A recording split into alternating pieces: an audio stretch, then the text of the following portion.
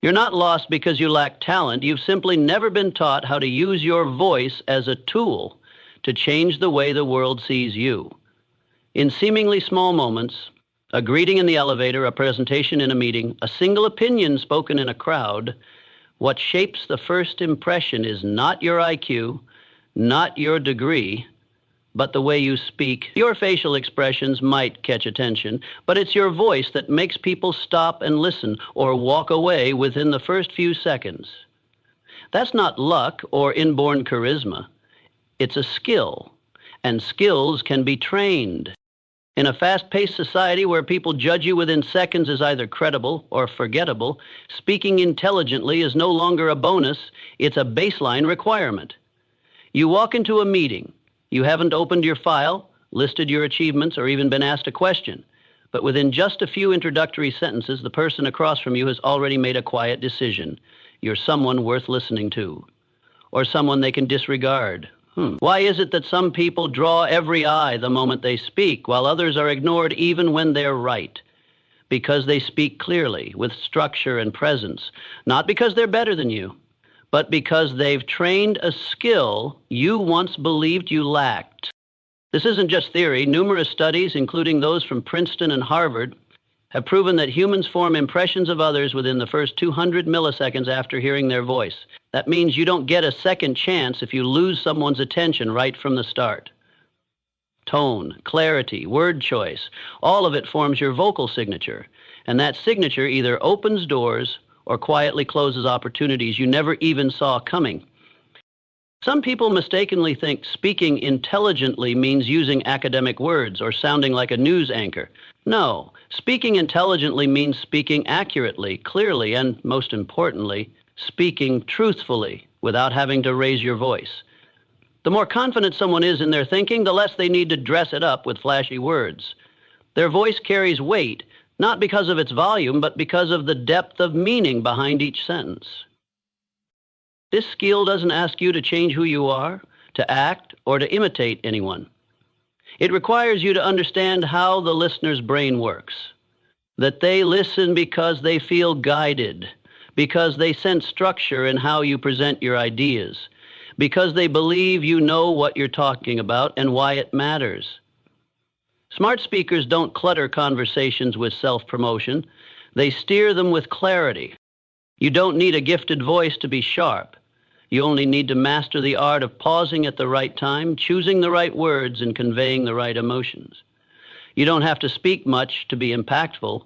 You just need every sentence you say to serve a clear purpose, to connect, to provoke thought, and to deliver a message others cannot easily ignore.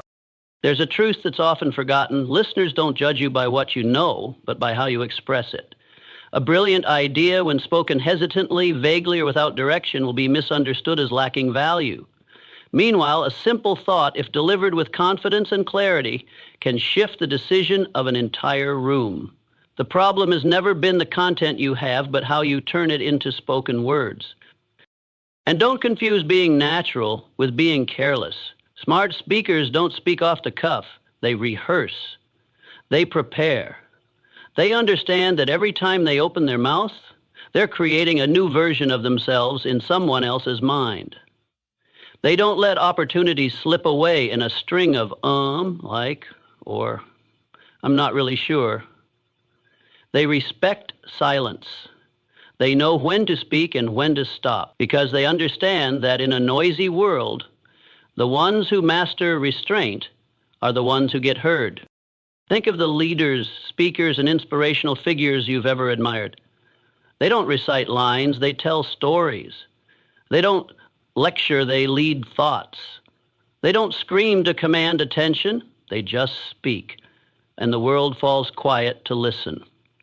Because they've turned the skill of communication into part of their identity, and so can you.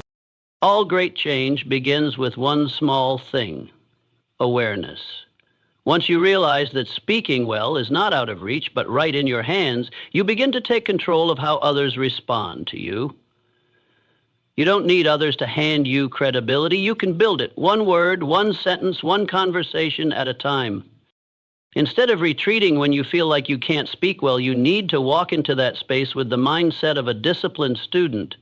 You read to know, you observe to understand, you practice to transform, and you don't wait for a stage to perform. You train in the smallest moments, in greetings, in feedback, in self-introductions, because you know that great communicators don't wait for opportunities. They create them with their own voice. Your voice is not just a tool, it is a declaration of your thinking, and you can sharpen it like a sword, soften it like a breeze, or ground it like a rock. But only if you stop believing that you weren't born to speak well and start acting as if this is a survival skill, because it is. And at this point, you must ask yourself, if my voice can open doors, create change, and reshape my standing in any conversation, then what reason is left for me to delay training it even one more day? What makes people trust you isn't the volume of your voice, it's how their brain reacts to each sentence you utter. Neuroscience has shown that humans are not impressed by complex vocabulary. They're drawn to rhythmic clarity, to words that are easy for their minds to process and for their emotions to resonate with.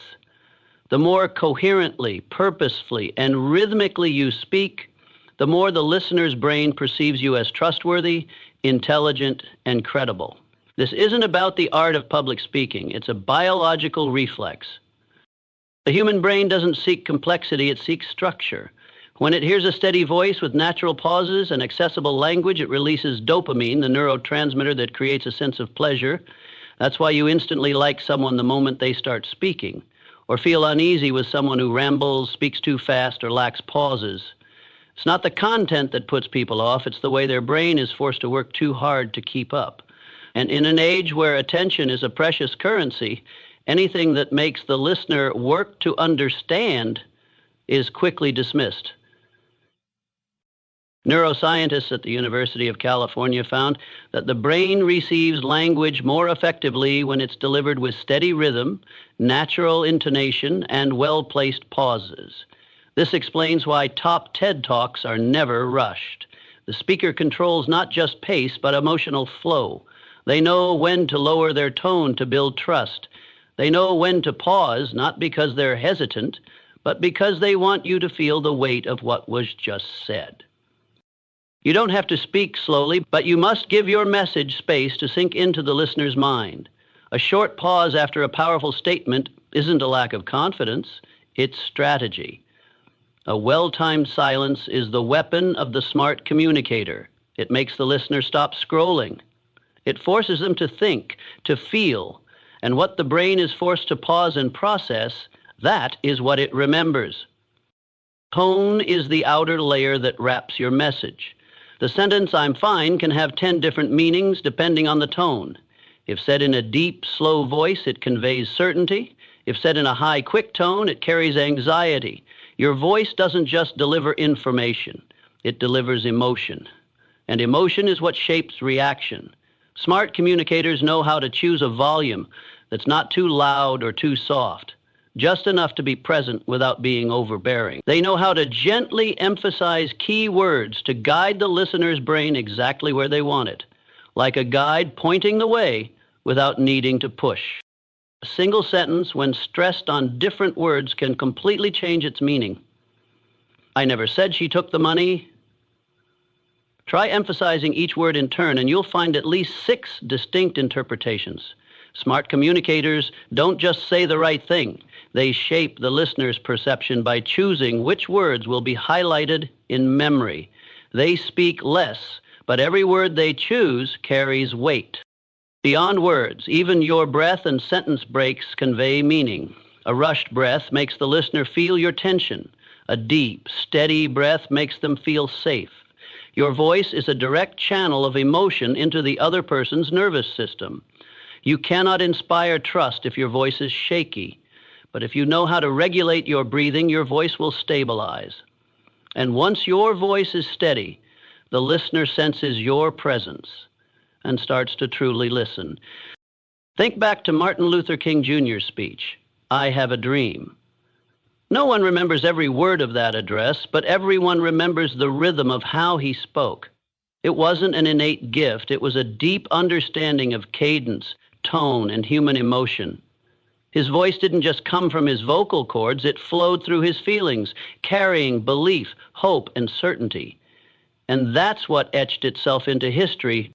Another study from Harvard showed that people who speak slightly slower, with intentional intonation and timely pauses, are perceived as more intelligent and trustworthy than those who speak quickly and without control. You don't need to drag out every word. You just need to give each message enough space to breathe, to live in the listener's mind.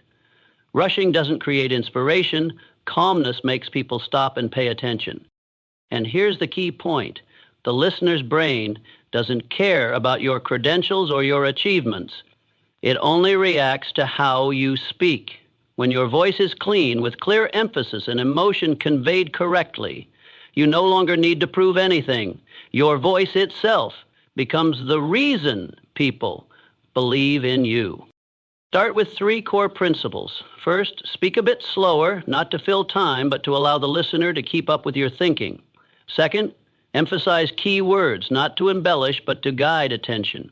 Third, know when to pause, because silence can sometimes carry more impact than words. This is how you create music in communication, something that pleases the brain and opens the heart. It's not a beautiful voice that makes you seem more intelligent to others. It's how you use your voice to stir emotion, to organize thought, to guide the flow of conversation. And if you master that, any room will fall silent the moment you begin to speak. Smart communicators don't use words to show how much they know. They use words to help others understand what truly matters. Because brilliance in communication doesn't lie in how many complex terms you can use, but in the ability to express deep ideas in simple language. That's not just a skill, it's the pinnacle of intelligence. Only when you fully grasp something can you explain it clearly, understandably, without dressing it in layers of flashy jargon. There's a quiet misconception leading many people astray. They think speaking intelligently means sounding like they're lecturing a panel of scientists. They try to insert technical vocabulary, academic phrases, and long-winded sentences that force the listener to guess the main point. And they don't understand why, despite being factually correct, their words fail to connect. The reason is simple. They exhaust their audience by making them work too hard to understand what should have been presented in the most natural way. Albert Einstein once said, "If you can't explain it simply, you don't understand it well enough." Sharp thinkers always aim to make their message concise and accessible. They don't speak to impress, they speak to convey. And that, more than any intellectual display, leaves a lasting impression. Instead of saying, cognitive stratification leads to phase dissidence in interpersonal communication models, the intelligent speaker simply says when 2 people think too differently, they don't understand each other. Same meaning, but one makes the listener feel like they're taking an IQ test, while the other makes them feel understood and open to learning. Simplicity doesn't dilute depth. On the contrary, it opens the door for understanding to enter. Words are tools. If you use them as walls, people stay out. If you use them as bridges, people step forward. So ask yourself, are you building walls or bridges with your words? Simplicity is not laziness. It demands sharper thinking, more refined choices, and the discipline to strip away anything unnecessary. Like a sculptor who doesn't create masterpieces by adding more, but by chiseling away the excess. Look at the world's most powerful communicators, inspiring leaders, speakers, authors. They don't speak in riddles. They speak with precision. They choose short, clear words that hit hard. Their sentences don't exist to showcase themselves, but to unlock something in the listener, because they understand. You don't need a dictionary to change someone's life. You need one sentence that hits where thought and emotion intersect. One of the most common mistakes is overusing specialized language under the false belief that it increases personal value. But in reality, using overly ornate words in everyday conversation only alienates the listener. Communication is not an academic contest. It's a journey of connecting minds. And when a mind is mature, it doesn't need sugarcoating. Great communicators don't talk long, they talk right. They don't use 10 words to express one idea when 3 precise words will do. They're not vague, not convoluted, and they don't decorate their message. Every word they choose has weight and purpose, and that makes every sentence an arrow aimed straight at the listener's mind. No detours, no distractions. Here's the deal. To train yourself to speak simply, start by listening to yourself. When you're about to explain something, ask, is there a shorter way to say this without losing meaning? Replace, I would like to express my personal perspective on the topic under discussion with, I have a thought to share. Swap from a long-term strategic organizational standpoint with, in the long run. You're not sacrificing professionalism, you're making your words more accessible and memorable. And don't forget the power of strong verbs. Instead of saying he made a decision, say he decided. Instead of she proceeded to provide assistance, say she helped. Every time you cut an unnecessary word, you sharpen your message. Smart communicators don't try to say more, they learn to say less with greater impact. Imagine you're explaining a concept to a 10-year-old. If you can't make them understand, it's not because they lack intelligence, but because you lack clarity. And in communication, clarity is the strongest weapon. You can say 100 clever things, but it's the one sentence that's simple and perfectly timed that will stick in the listener's mind. Simplicity doesn't make you seem less intelligent. It makes you easier to understand, easier to trust, and easier to remember. In a world overwhelmed by information, it's clarity that makes people pause. And the person who can express something profound in humble words holds a quiet kind of power, the power of true understanding. A message, even if true, will vanish from the listener's mind like a wisp of smoke if it lacks structure. On the other hand, a simple sentence, when tightly organized, will remain as an unforgettable imprint. This is because the human brain doesn't just hear with the ears, it receives through logic. And logic requires a journey to follow, a beginning, a climax, and an end. That's why intelligent speakers never let themselves drift with inspiration. They don't spill everything on their mind at random. They design their words like an architect builds a house, with a firm foundation, a clear framework, and each part serving one ultimate goal: to create impact. Structure doesn't make you rigid.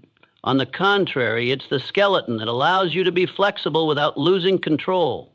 It keeps you from rambling, from repeating yourself, from falling into the trap of talking but forgetting what you just said. A conversation can be short, but if it has a clear beginning, middle, and end, the listener feels guided. Meanwhile, a long-winded talk without direction only drains people and is forgotten within minutes. You don't need to speak a lot to be memorable. You need to speak the right way so your message stays alive. The simplest yet most effective model is introduction, main content, conclusion.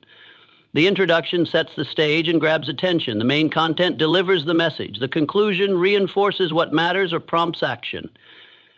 This isn't just theory, it's the structure used by presidents in speeches, by CEOs in strategic summits, and by lawyers in court, because it aligns with how the brain processes information. The 3-part structure creates a sense of completeness, logic, and memorability, the 3 elements every message must have to be impactful.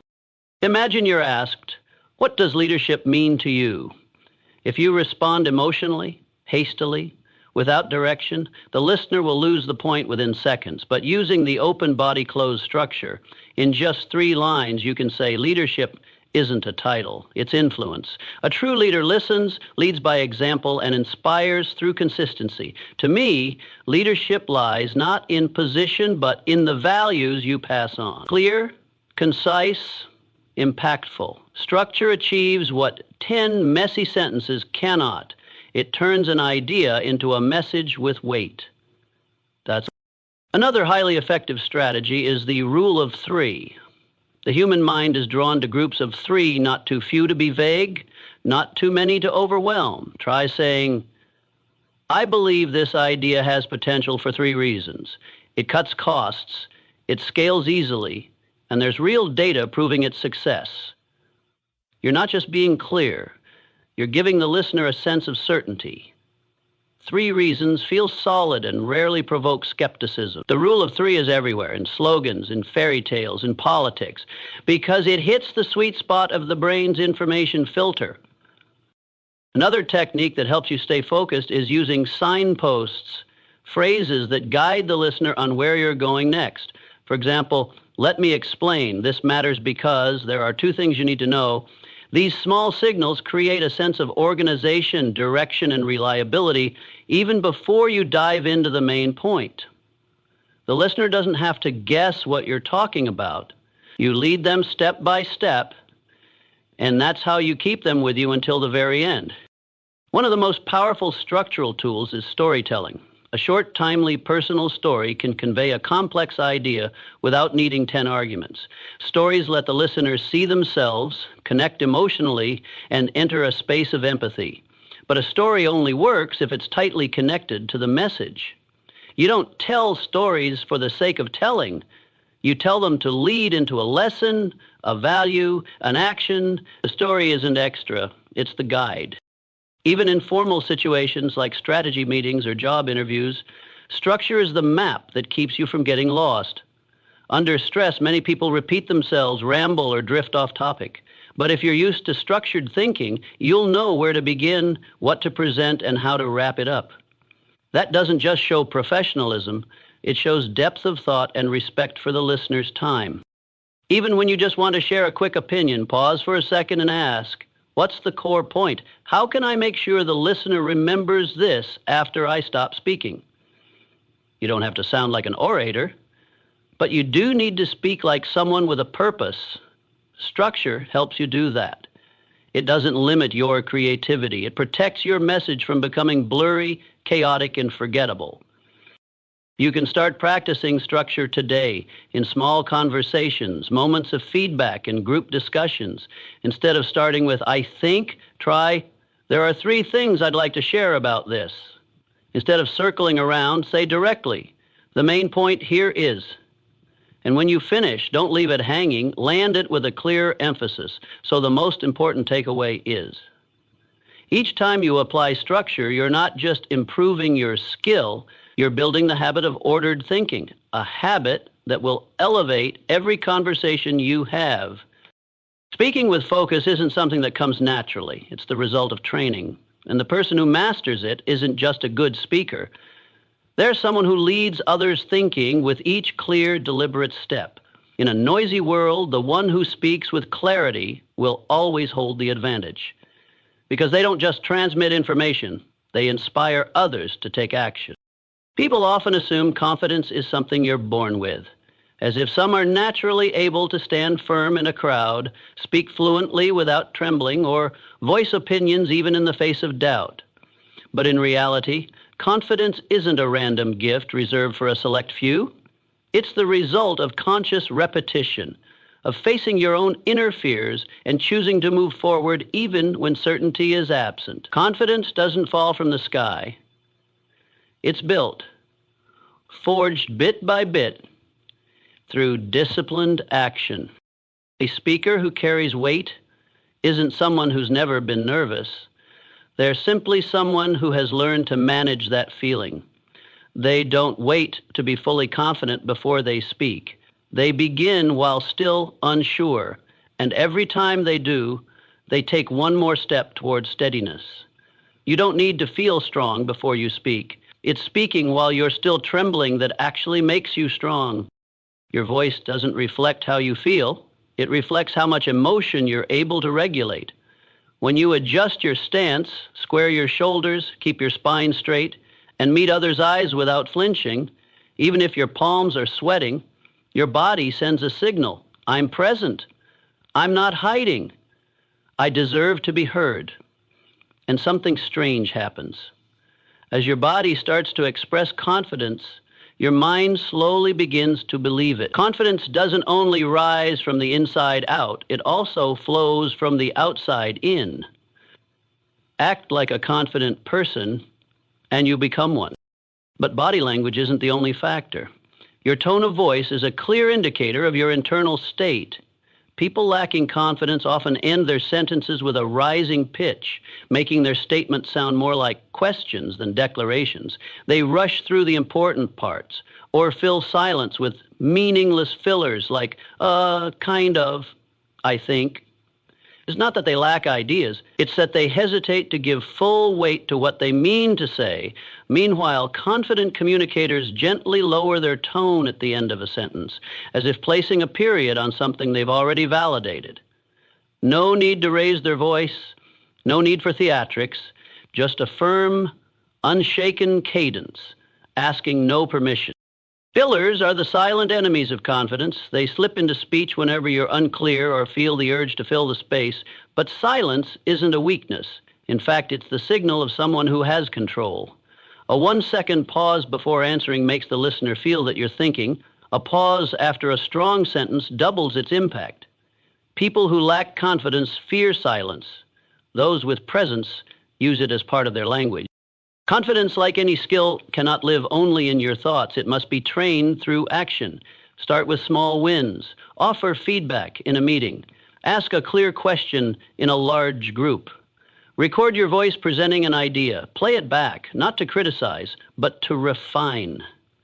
Each time, you're gradually building a new reflex map in your brain, the map of someone who's no longer afraid of their own voice. A powerful tool for cultivating confidence is visualization. Before a crucial moment, take a few minutes to close your eyes and imagine yourself speaking clearly, calmly, with impact. Feel your body standing firm. Feel the gaze of others listening attentively. Visualization isn't daydreaming. It's how you rewire your nervous system, helping it perform better in reality. The brain doesn't strongly differentiate between vivid imagination and lived experience. If you see yourself succeed enough times in your mind, your body will begin to act as if it's already familiar. And yes, there will still be moments you tremble. Your hands may still go cold. Your throat might tighten. But rather than seeing those as signs of failure, see them as proof that you're stepping outside your comfort zone. All expansion comes with tension. But those with resolve don't retreat because of it. They keep going and let their action redefine who they are.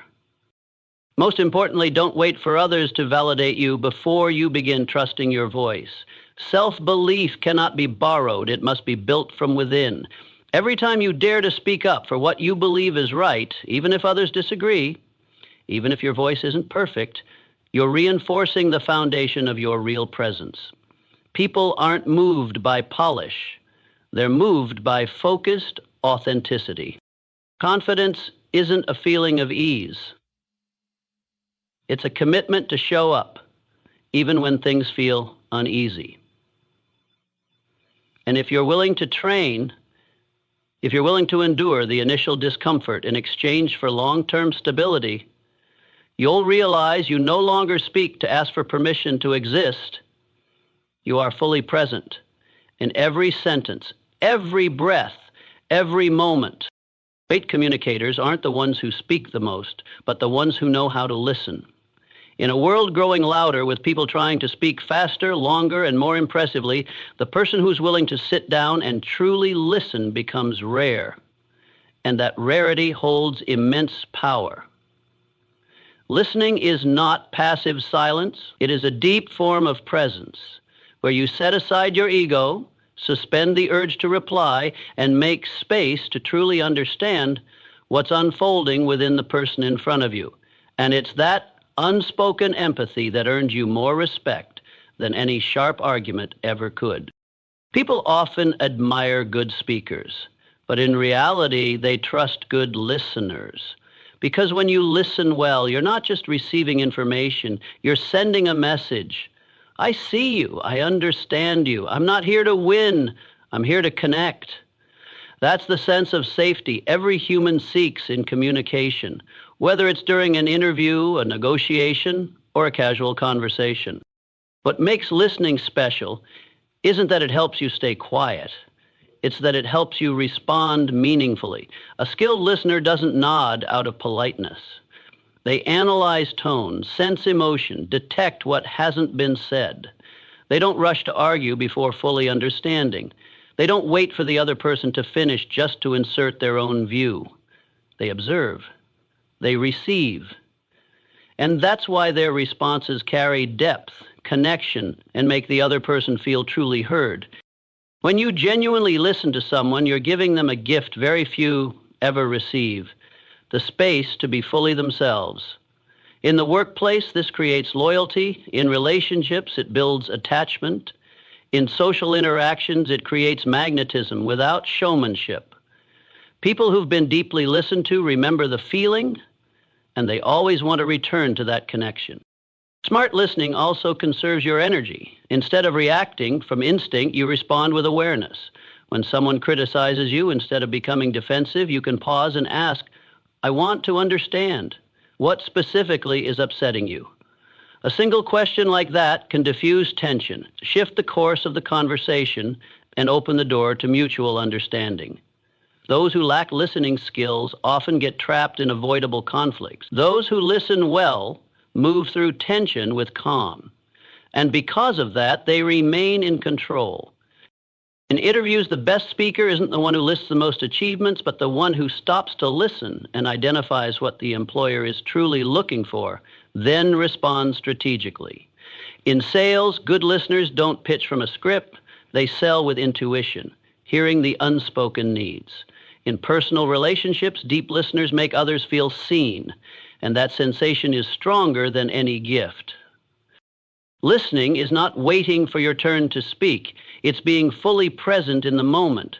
Put down your phone, look up, make eye contact. Listen not just with your ears, but with your eyes, your attention, and your emotional awareness. And when they pause, don't rush to reply. Reflect with a simple sentence. So what you're saying is, or I hear you, that must be a lot to deal with. These are not argumentative responses, they are affirmations, and they heal more than any defense ever could. Someone may be articulate and eloquent, but without the ability to listen, they will soon burn out in communication, because no one wants to talk to a person who's just waiting for their turn. Smart communicators use 50% of their energy to observe, 30% to sense, and only 20% to speak. That's why every word they say lands, because it's born from understanding, not the need to perform. If you want to begin building this skill, try it in small conversations. When someone speaks, stay silent and give your full attention to their rhythm, emotion, and the meaning behind their words. Don't interrupt. Don't offer advice too soon. When they're done, respond with something that shows you truly heard. Nothing fancy, just something honest. Then, if appropriate, ask an open question. Would you like me to share my thoughts? Just asking that creates a sense of respect, a form of soft power that few know how to wield. The world isn't short of great talkers, but it's deeply lacking in deep listeners. And that's why listeners always hold a special place. They're not loud, yet people remember them. They don't seek to win, yet they earn trust. In communication, sometimes you don't need to say a word to be heard, you just need to listen, to be remembered. It's not weak ideas that strip away your influence, it's how you water them down with unnecessary words. Phrases like, I just think that. This might sound silly, but. Or, I'm not entirely sure, but. Don't appear because you lack information, they appear because you haven't yet trusted yourself enough. And every time those phrases slip out, you're silently apologizing for your presence, lowering your value before anyone even has the chance to respond. That's how many talented people unknowingly turn their voice into a faint, forgettable echo. Smart communicators don't ask for permission to speak. They speak with respect, first and foremost for themselves. They don't fill space with, kind of, or basically, because they understand that silence carries more strength than meaningless sound. These filler words aren't a linguistic problem, they're symptoms of internal uncertainty. When you don't know exactly what you want to say, you buy time with noise, and it's that very noise that makes listeners tune out. Imagine someone presenting an idea in a meeting.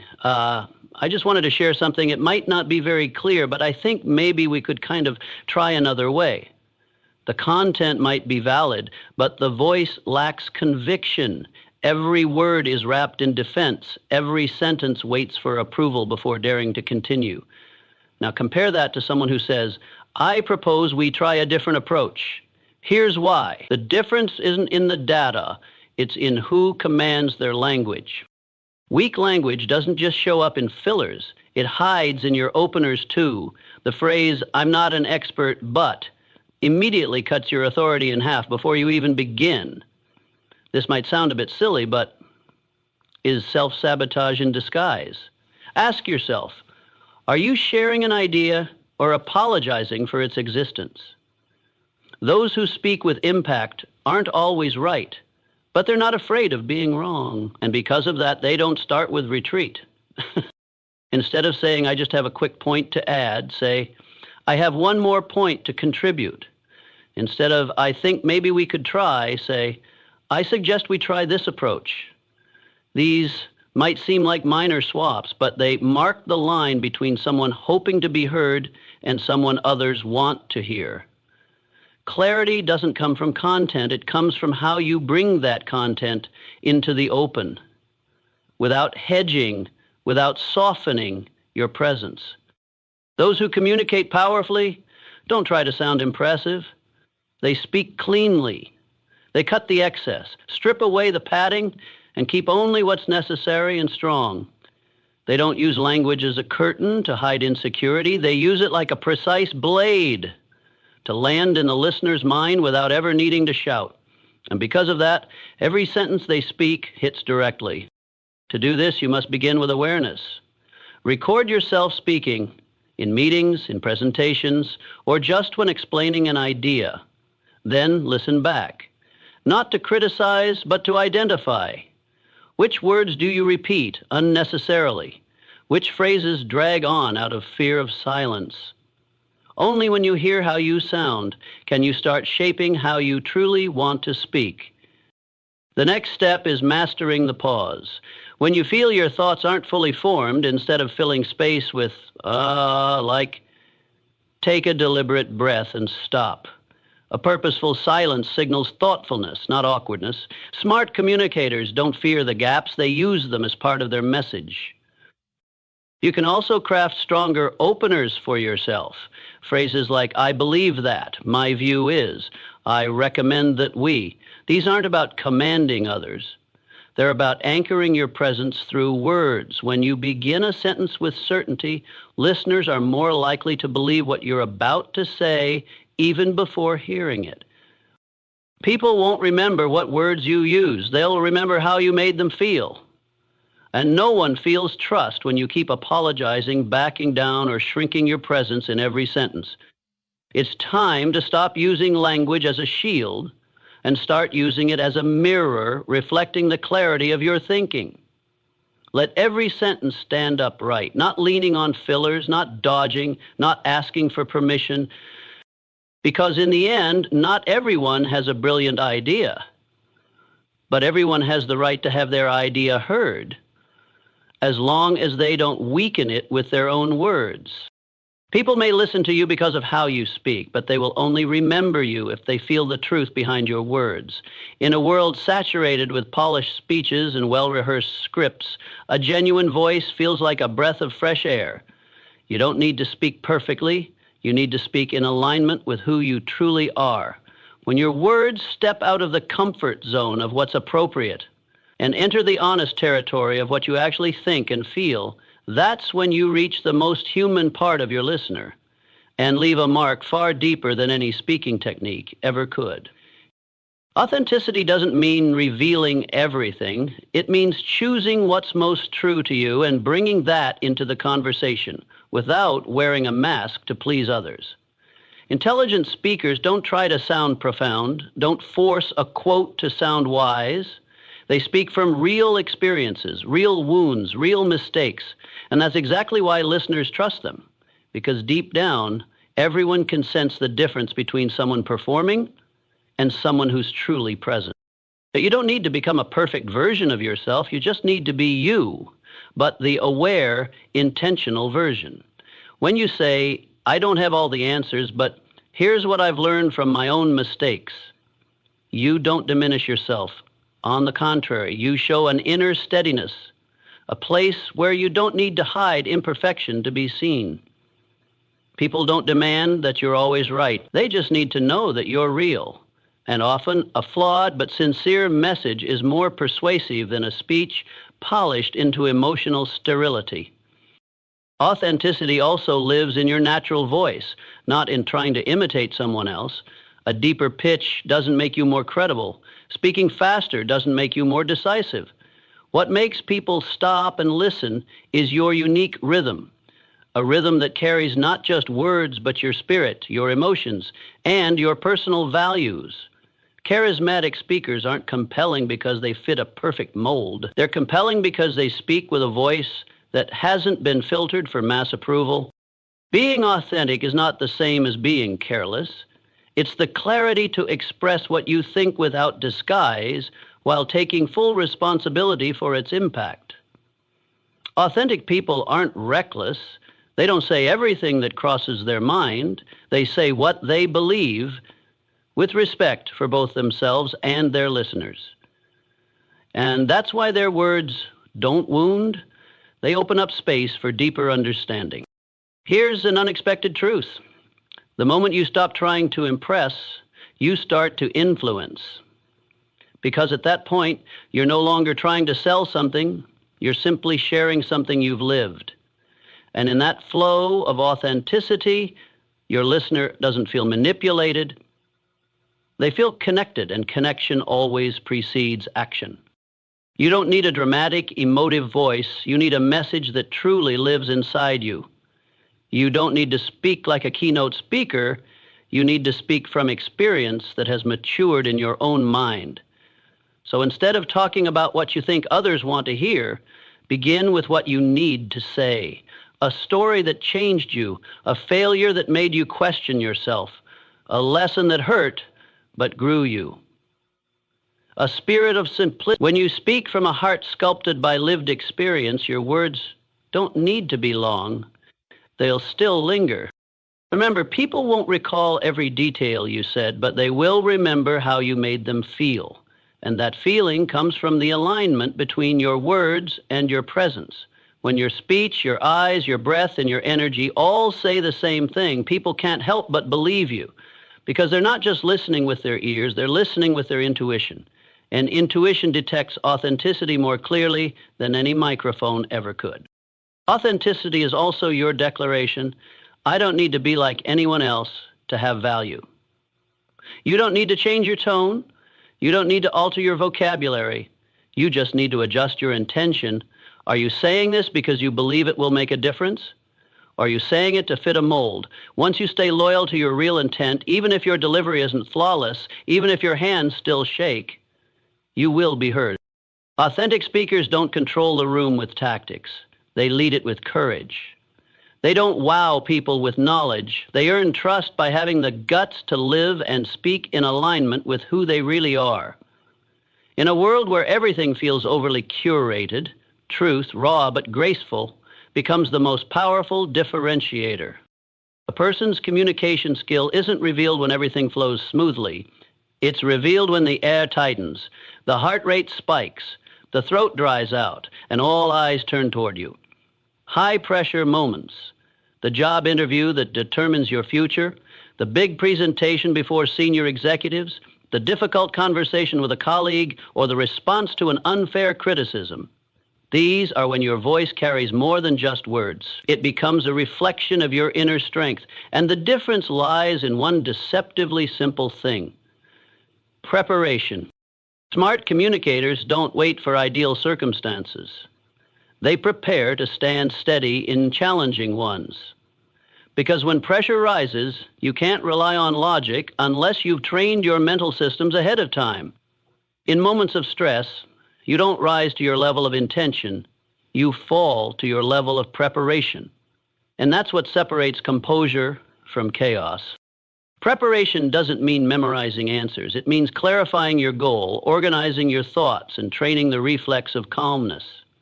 A good speaker under pressure walks into the conversation with three anchors clearly defined. What do I want this person to understand? What do I want them to feel?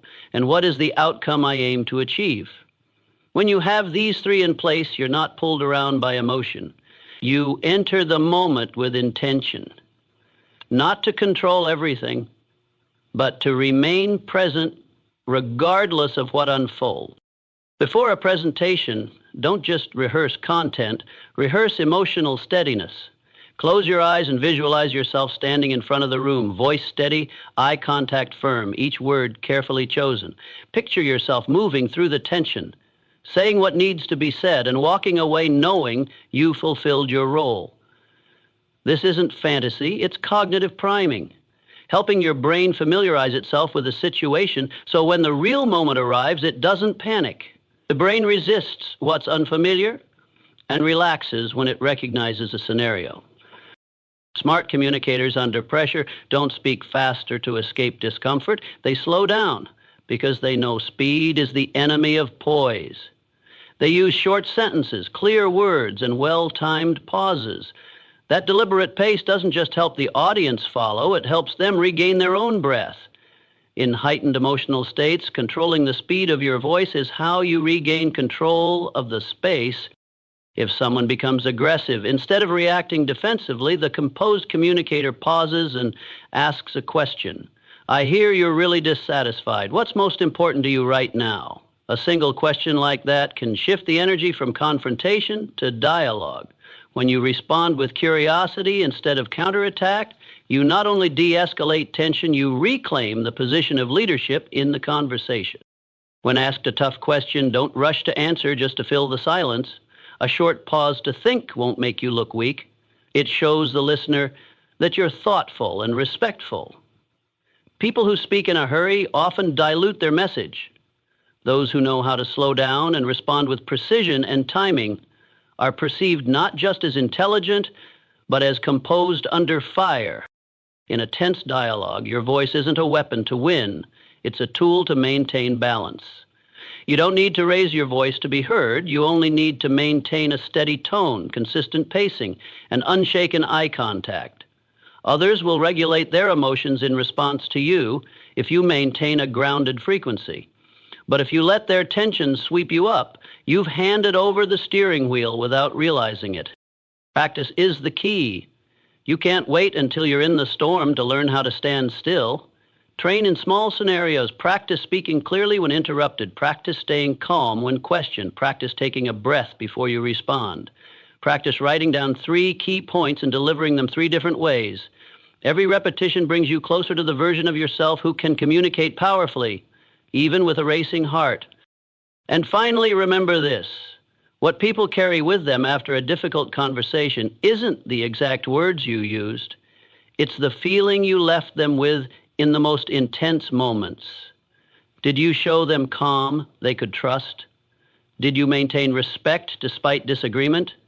Could you stand in the fire without burning yourself or the person across from you? If so, then you're not just a good speaker. You are a true communicator, one who creates lasting influence where it matters most. Persuasion isn't about getting people to do what you want. It's the ability to help them voluntarily shift their mindset, attitude, or behavior without feeling manipulated. The difference between pressure and influence lies here. One pushes with force, the other opens doors with finesse. That's the essence of masterful persuasion. No coercion, no control, just clarity, sincerity, and focus. If you want to influence someone, start by making them feel heard. Entering a conversation with the mindset of I must win is the fastest way to lose, because the moment your ego takes the front seat, connection takes the back. People instinctively resist when they feel imposed upon, but if they sense that you genuinely care about what they think, that you're open to understanding the reason behind their resistance, that you take time to clarify what's unclear to them, you unlock their willingness to change without ever needing to push. For an idea to be accepted, it must pass through 2 gates, logic and emotion. Smart communicators don't just explain with reason. They guide listeners from feeling to awareness with emotional clarity. They don't say, "You're wrong." They say, "I used to think that way too." And from there, they share a personal experience that shifted their view, allowing the listener to feel like a companion on the journey, not an opponent. That sense of shared ground lowers the walls and opens the mind. Skilled persuasion rarely leans on phrases like "I think" or "I believe." Instead, effective communicators center the listener. Have you ever felt this way? Do you notice this happening to you? This might make your days feel less draining. These open-ended questions place the listener at the heart of the dialogue, and when they feel that what you're offering benefits them, agreement becomes far more natural. Influence doesn't require many words, just the right ones at the right moment. One well-timed sentence can untangle an entire conflict. One steady glance can neutralize rising anger. Influential people don't try to control conversations. They guide the space through grounded presence.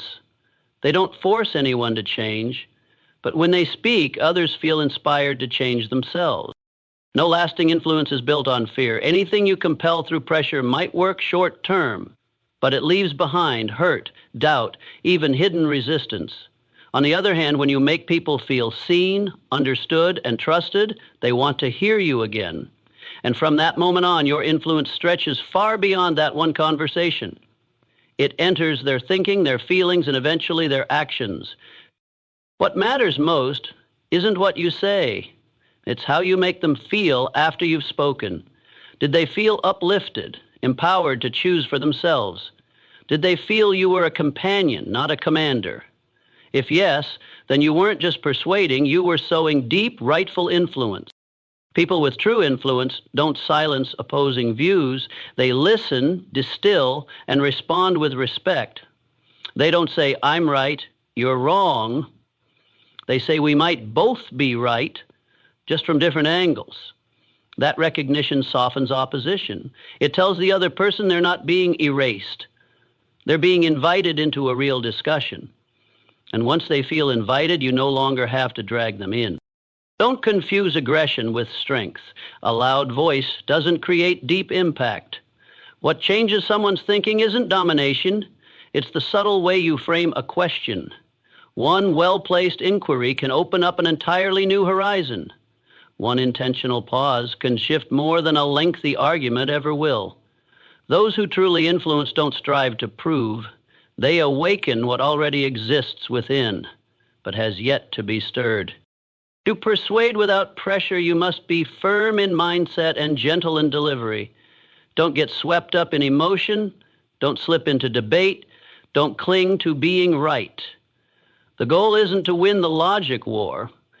It's to invite natural alignment, and that's only possible when you stop seeing the other person as a barrier and start seeing them as someone in a different stage of understanding, needing guidance, not correction. Finally, remember, true influence doesn't come from power. It comes from respect. When you respect your listener, even if they don't yet agree with you, you plant a seed that may bloom tomorrow. When you step back instead of pushing harder, you create the space for them to step forward on their own. And that's the most sustainable form of persuasion, not through words, but through character. People don't remember data. They remember emotion. They aren't moved by sharp logic the way they are drawn into a story, a space where they see themselves struggle, survive, and grow. A great speaker might make you nod, but a smart storyteller can make you change direction. That's why storytelling is never just decoration. It's a weapon, the most powerful emotional weapon an effective communicator can wield.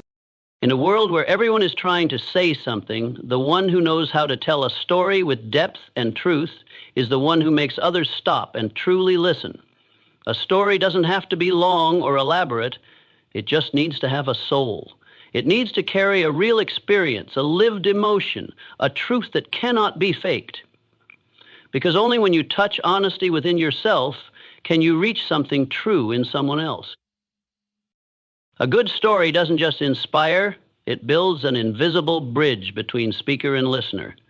When you say, "I used to be afraid too," you bring people closer. When you say, "I failed, but I learned this," you unlock a door that reason alone cannot open.